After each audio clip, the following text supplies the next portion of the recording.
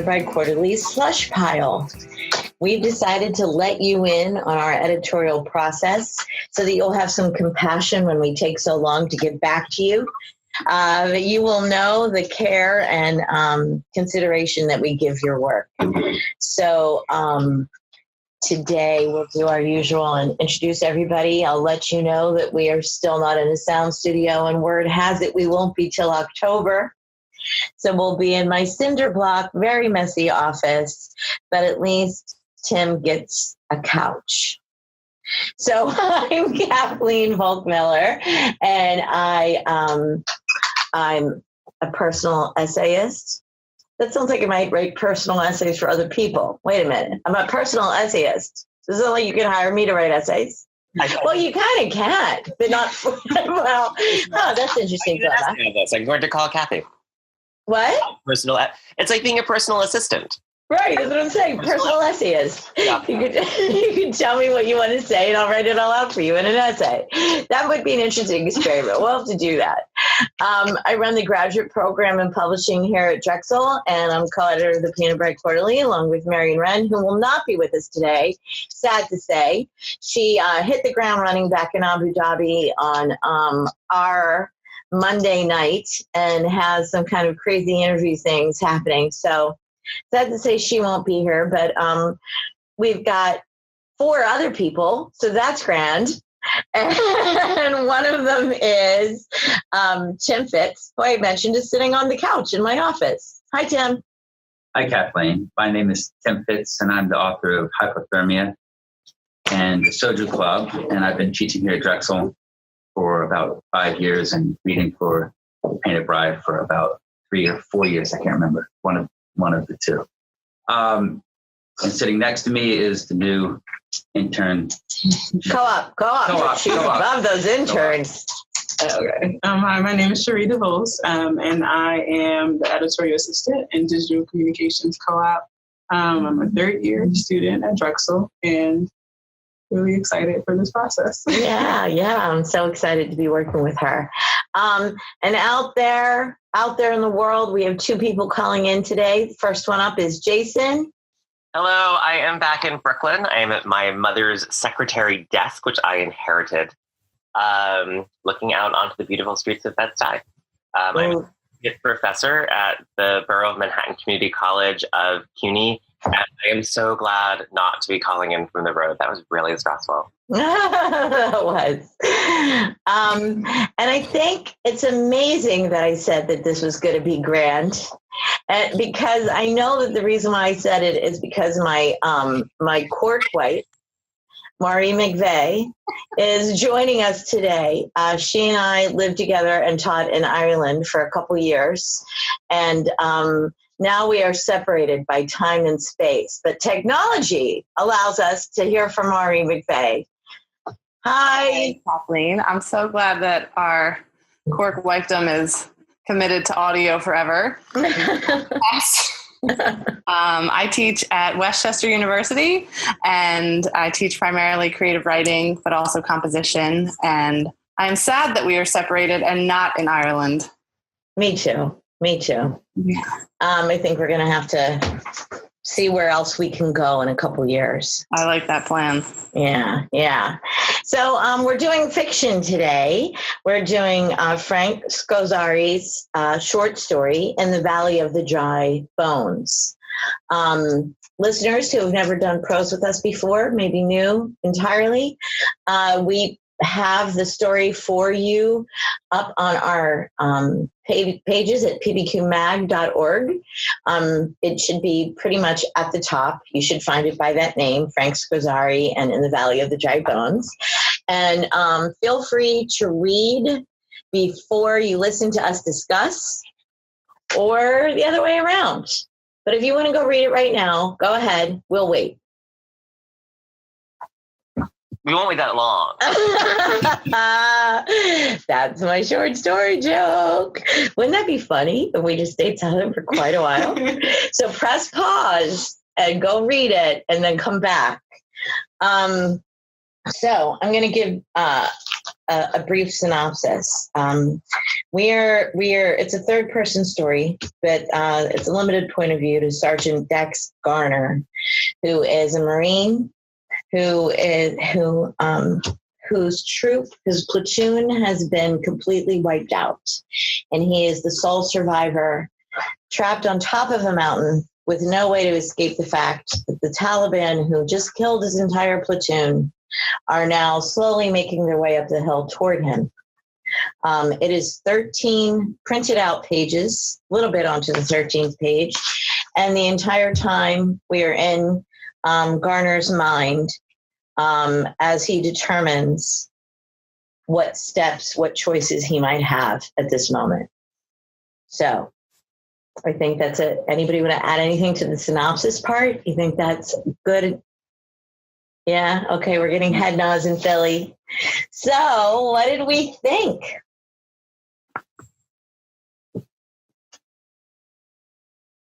Make Tim start. Well, should I read the first paragraph? Sure. That might be a good way to start. That's a nice way to start. And then Jason can take it from there. Bounce. The Valley of the Dry Bones. The first paragraph here. They were killed to the last man despite the ingenious plans of Captain Branson.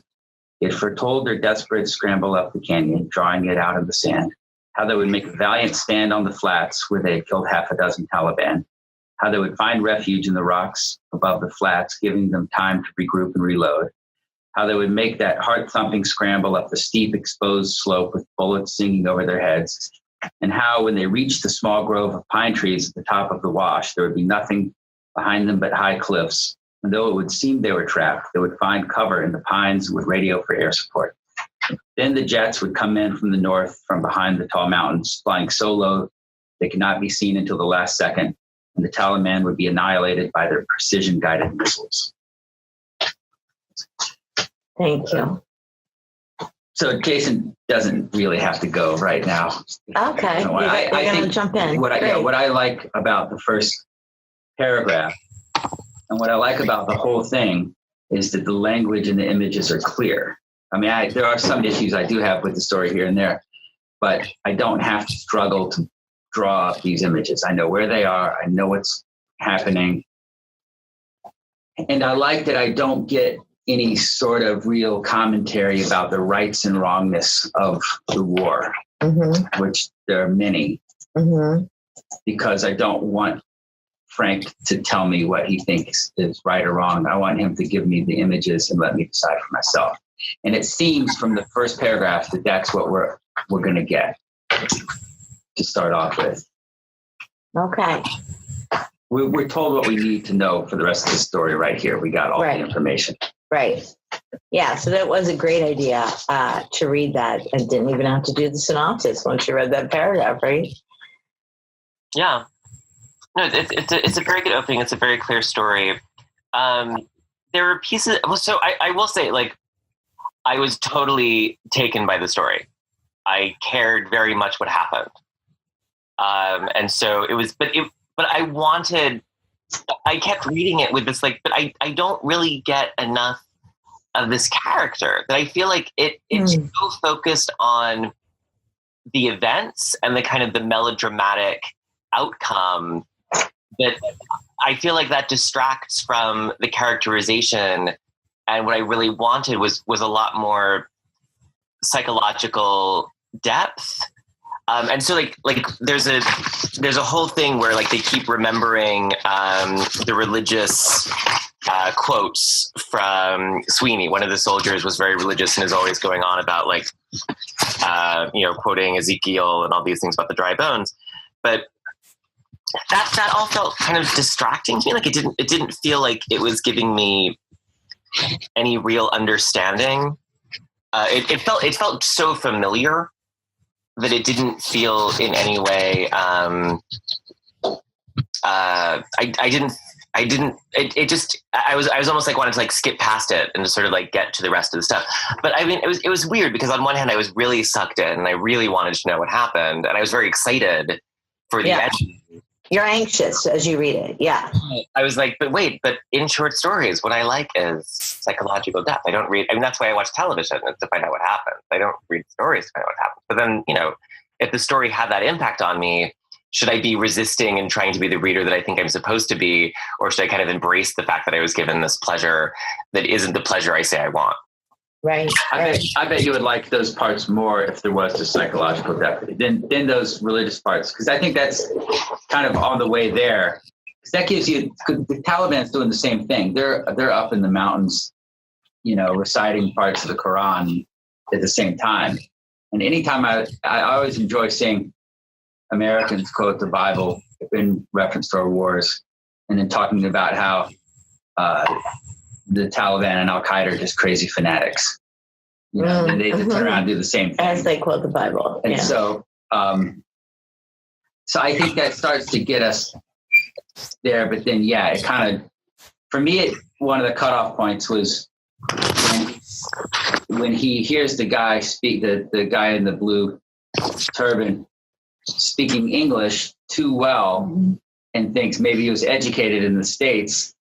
That to me is like, you got to open that can. You got to dig around in that area. Because that character was the most interesting character, weirdly enough. Yeah. Right. The blue turban Taliban. Oh, I cared about him just as much as the other. Taliban guy who's like, the way he's phrasing it, the things that he's saying, the conflict between the way that the soldier is understanding the reality of the situation and what the Taliban voices suggest. Like that was, I was actually really interested in that Taliban. Like, for me was the most kind of compelling character. Sure.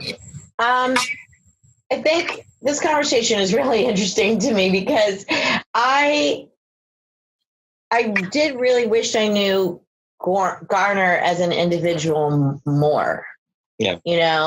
And even though, Jason, you used some language that made me feel like when you said it was melodramatic, I don't know if it was melodramatic for me. It was high drama for me, but it was a familiar scene.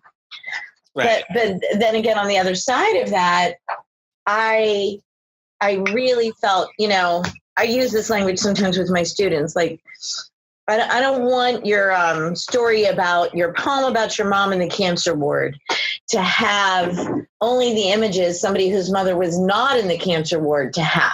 Do you know what I mean? Absolutely. Like I can. So this story rang so true to me, but I've certainly not been a Marine.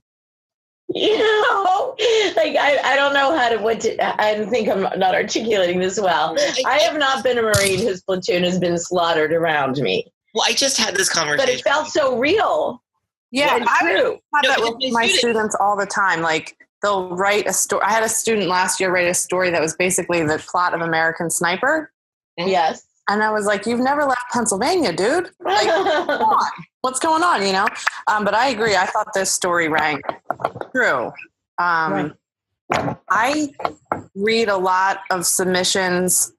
I read my student stories looking for the gems, for the things that they're doing well so I can praise them.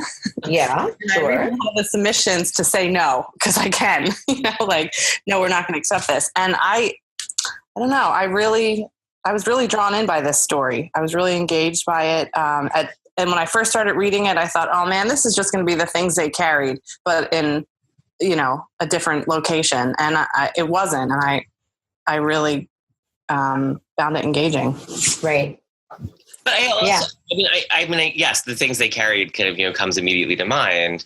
But what happens in the things they carry is you have such a clear understanding of what the effect is of the war and how these people are transformed based on who they are and who they become. And then that was totally absent from me in the story. Well, you're right. And that's how you led with this. Like, we don't really, and what I was trying to respond to and got all tangled up. I don't know who Garner is specifically, right?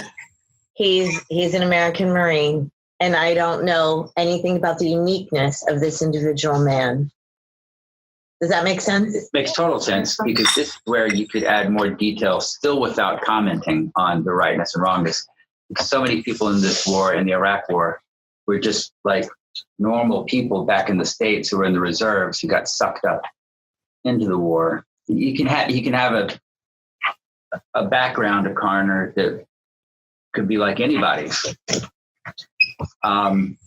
But yeah, he's sort of, he falls a little flat here because we don't know what that is. But when you see someone I have a friend that I grew up with who was, before 9/11, he was a pilot. And then every time we went back to war, they would keep plucking him from his job and his family to fight new wars. And it just went on and on and on up until he was about 40, which seems unique to the past few wars compared to in Vietnam. You went, you did your tour, you were done, and that was it. If you lived, you were out. But now it's like you're in, you don't know when you're going to get out, or at least it was in Afghanistan and Iraq.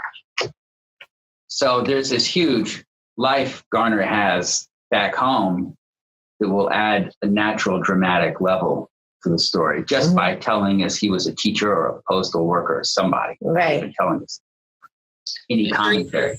Sheree, what did you think? You haven't said anything yet. So I think that the story did a really good job of, I agree that we didn't really get to see a whole lot of who Garner was as a person, but I think that the story did really well with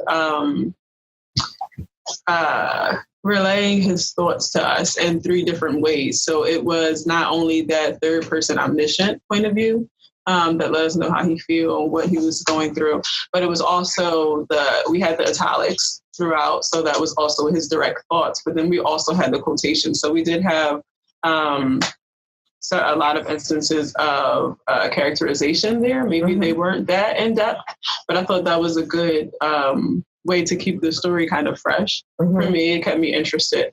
And I was trying to find this one of 2 examples of common idioms that we use. So one was, it's a killer. Yeah. He said, it's a killer when death is your only way to get back home or something like that. Yeah, it's a great one. The fact that that's an idiom that we use, but it's actually literal in this context, I thought was really clever. And I liked it a lot. I can't remember the other one, but those are just 2 things. Yeah. I mean, I think we're saying that we all stayed engrossed. We all were fully engaged, wanting to see what happened next in the story, right? And so I think we should talk about just the quality of the writing for a second, like Sheree just was. I mean, I think it's really, really well written. And I might be disagreeing with what Tim and Jason said in the beginning. The Bible quotes added some beauty to the story. And right around the moment that I thought, oh, don't keep relying on these Bible quotes, he pulled out of that. And I was greatly relieved, like a list poem with flower names, you're like, okay, I'll give you a line of that, but let's get going. And it was enough for me that it added some grace and eloquence, and it didn't seem totally, inserted in a obnoxious way. I like the use of the Bible quotes. Yeah, I just wish there were more of that. So that character had the Bible quotes.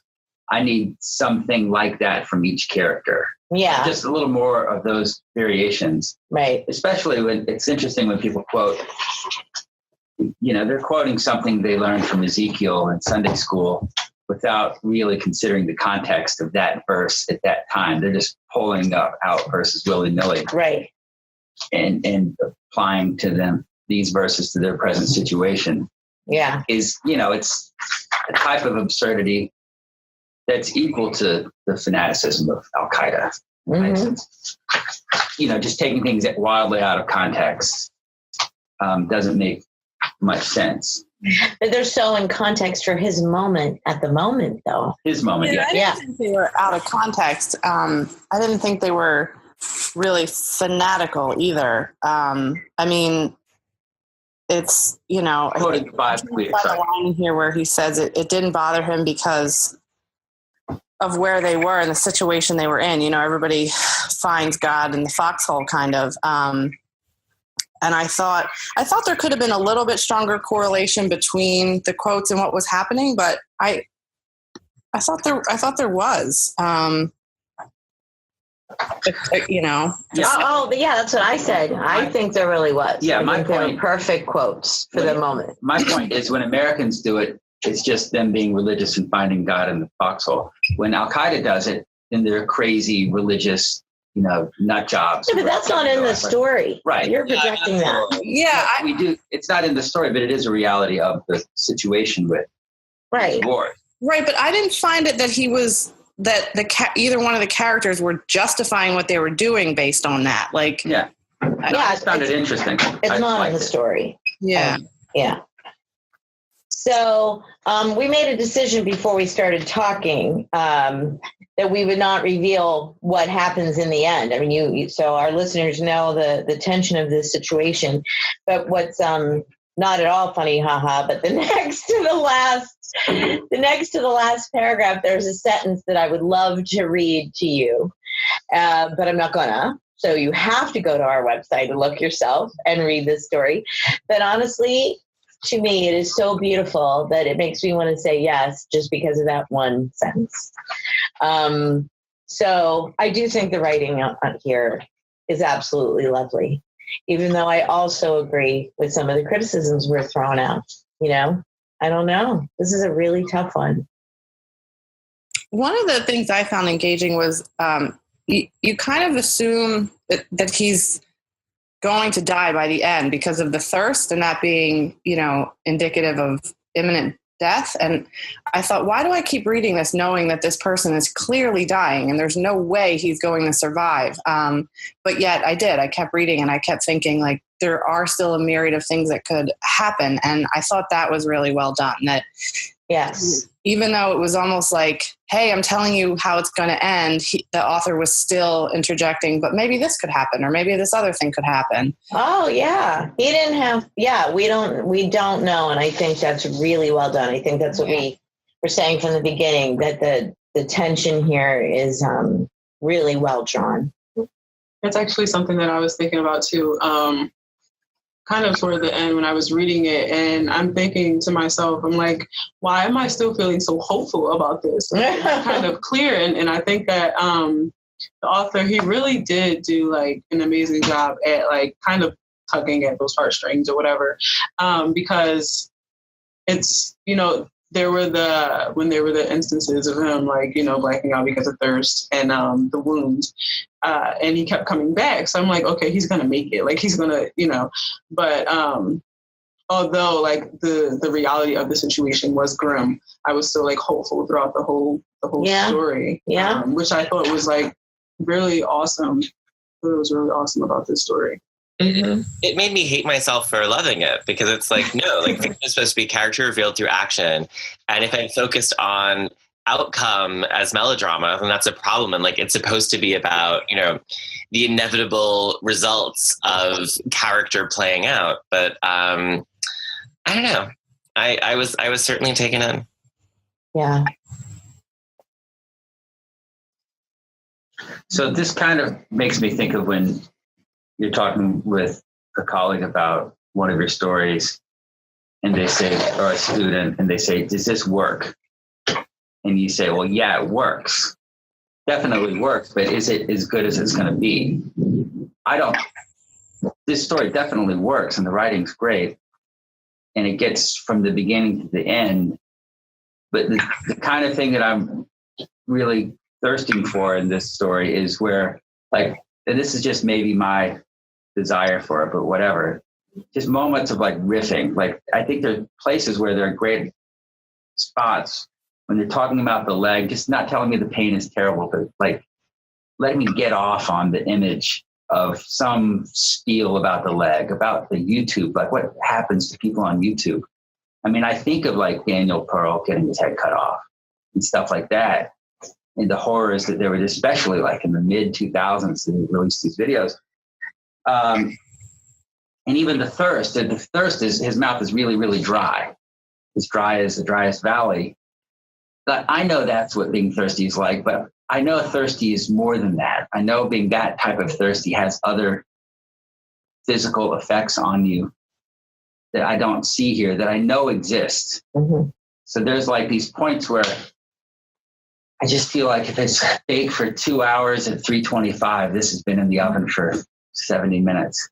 Mm. And like if you took it out and tasted it, you'd be like, yeah, this is good, but it's gonna be really good in another 15 minutes. And I know I always say that, but this makes me know that it's there. Like I know it's there. I've got like a metal detector I'm running over and thinking, yeah, there's spots in here. Yeah. Where there's gold. I wonder, I mean, from a very logical point of view, if he already hit 13 pages, if he's concerned about making it too long of a short story in this time and space in 2015, 2015. You know what also is interesting is the people I've talked to, not everybody, but calling him the Blue Turban, which I like identifying him that way, but it's very politically correct as far as how he's referring to the enemy. Yeah. And it seems that gets washed out once you're killing people. There's a guy I went to high school with who posted, he was over in Afghanistan for a while. He posted, someone must have contacted him shortly after, because he posted about 1,000-word note about how they find information in somebody's house in Afghanistan and how they rough people up and scan their eyeballs and drag them out and take them for interrogation. And it was horrific. Uh-huh. And then somebody must have called him and said, hey, get this off, because it was deleted before I could copy it and paste it and send it to the newspaper. Wow. And it was just a complete lack of humanity. Now, I know that's not the way it is for everybody over there, but it was a flavor. And I could see that, he was probably a nice guy. He's just been over there for a while, and he's in a pressurized situation that makes you deal with day-to-day events differently than sitting in the cinder block office. Yeah. Yeah. The blue turban specifically, I was really psyched that he used a blue turban, because the images, when he does describe it popping up as he's looking down the hill mm-hmm. through the trees and everything, some of those descriptions I thought were really well crafted. Yeah. When the blue turban keeps popping up again. Guys. Oh, I was just going to say, during a discussion of government and reporting during my students, a couple of them started talking about this show they're watching and how it's like really making them think differently about the American government and realize like stuff that's going on. And I was like, are you talking about House of Cards? And they were like, yeah. And I was like, that's fiction. That's made up. But I don't know. It's like, it sort of put this bee in my bonnet about like, how fiction shapes our perceptions, particularly of things that we don't understand. And like, what are those obligations? And meanwhile, I have like 25 students who think that, House of Cards is real. Well, were they really saying it was real, or it was helping them come to a better understanding? No, it was like, these are things that you can do. Oh. Like it was, and the only way I was able to convince them that fiction is fiction was by asking them to think about like every doctor show they've ever seen, and how the only thing that I've learned about doctors from watching television is that they have sex all the time with each other constantly.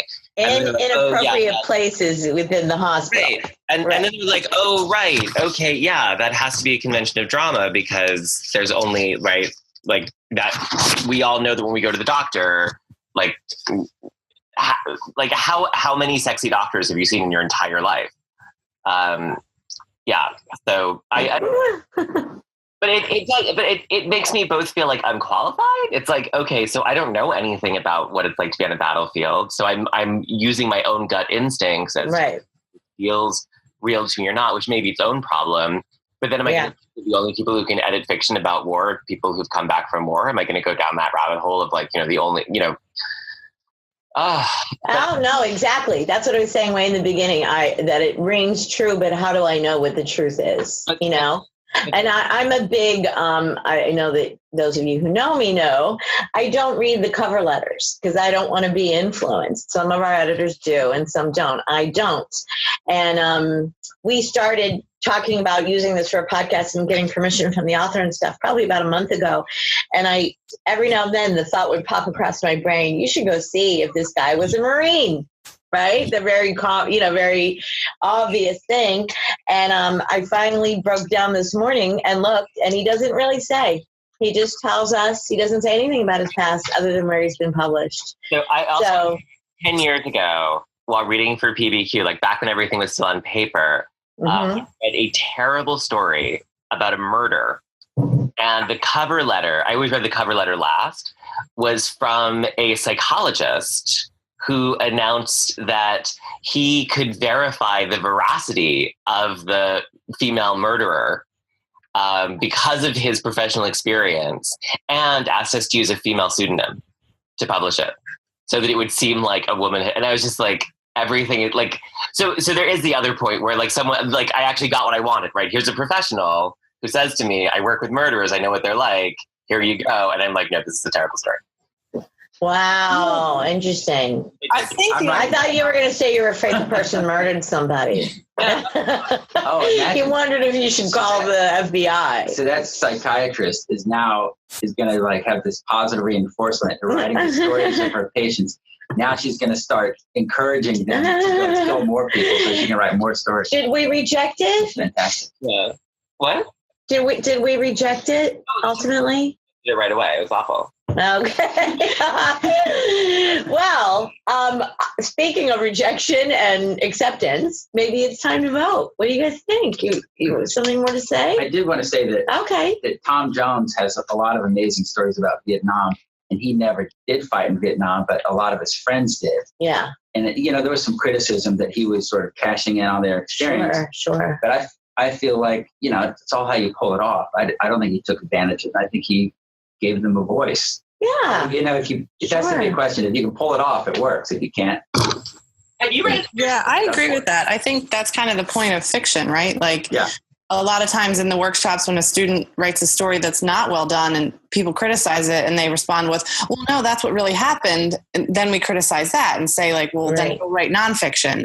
So I think to rely too much on biographical criticism here, like if it works for us, then who cares if he was a Marine, or if he was a Marine, he could write a really bad story that didn't work. Absolutely. It's the strength of writing. Yeah. The therapist who has to treat the guy who keeps saying he was in Vietnam, even though he wasn't, but the therapist was in Vietnam. Do you know what I'm talking about? No. It's a really well done short story, but it's really good. I'll find it for the next podcast. All right. Yeah. Or find it. We can put it on. We can put a link on the notes if it's a linkable. All righty, guys. Let's do it to it. I never think until this exact moment whether or not we have an odd or even number, and we do have an odd number. So thank goodness, because I feel like I don't know what's going to happen. Here's our own PBQ slush pile traumatic tension.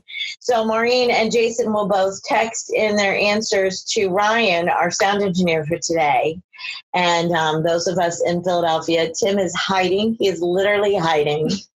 He's brought himself into the couch. He doesn't want to know the results. Here we go. 1, 2, 3, vote. And it's in, ladies and gentlemen. All right, Frank Scozzari. So now, listeners, if you didn't read it in the beginning, now you're probably really going to want to. So I'm psyched.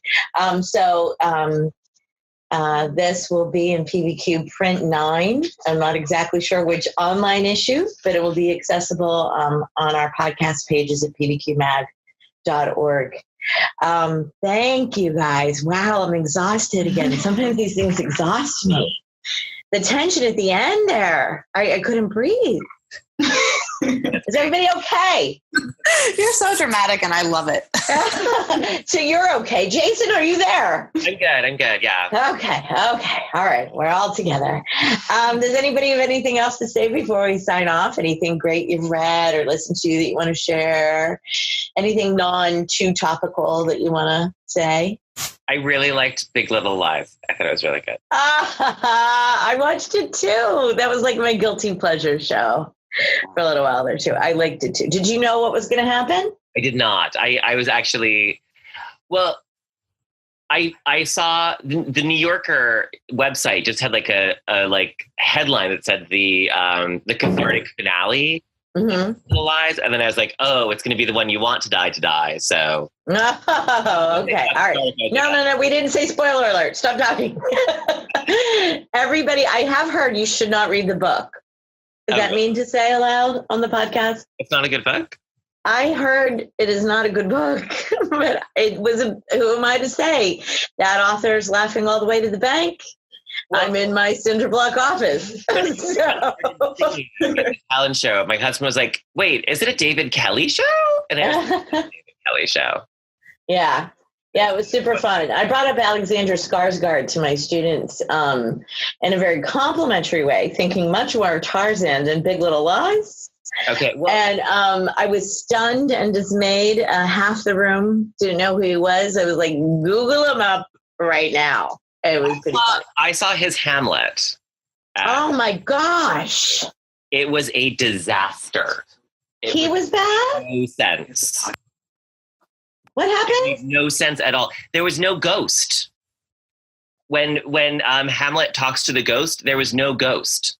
Wait, you saw this on stage? Yeah, he was in Classic Stage Company. And he was Hamlet. He was Hamlet. Peter Spinella was Polonius, and amazing. But Ophelia was on stage for her own burial. You were like, why is Ophelia there? She's being buried. How was Alexander on stage? Bad. I did not enjoy this production of Hamlet at all. I'm sorry. If Peter Sarsgaard is listening to our podcast, I apologize. Because I know Maggie is like... But I'll buoy you back up by telling you that I now make students Google you.